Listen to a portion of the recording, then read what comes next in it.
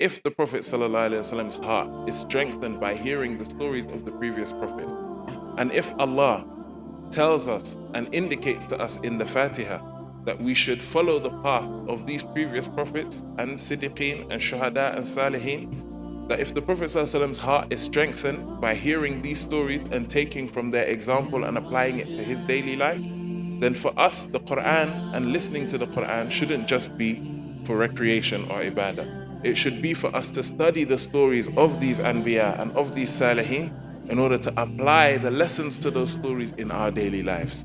And Allah brings us these examples because all of these are examples that we will face in our life, the same way the Prophet ﷺ had situations that he could take from the stories of the previous prophets. So for us, if we are suffering, for example, with illness or sickness, we can look to the story of Sayyidina Ayub and see how he dealt with that. If we are tested with success and with wealth, we can look to the story of Sayyidina Sulaiman and Sayyidina Dawood and see how they dealt with that.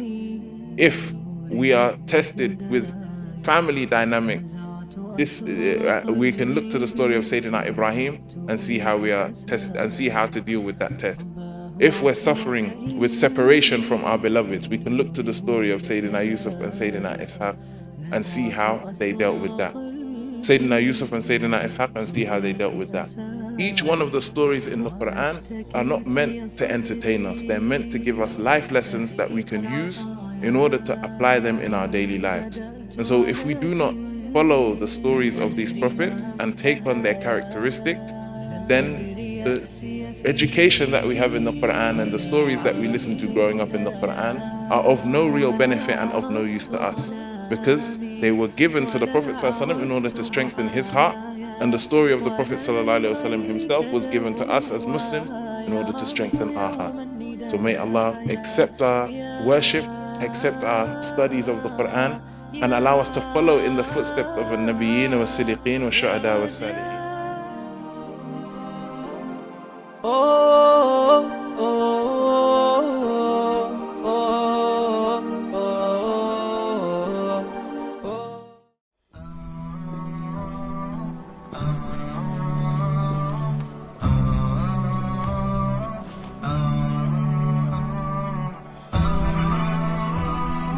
Hafiz TV, unique every day.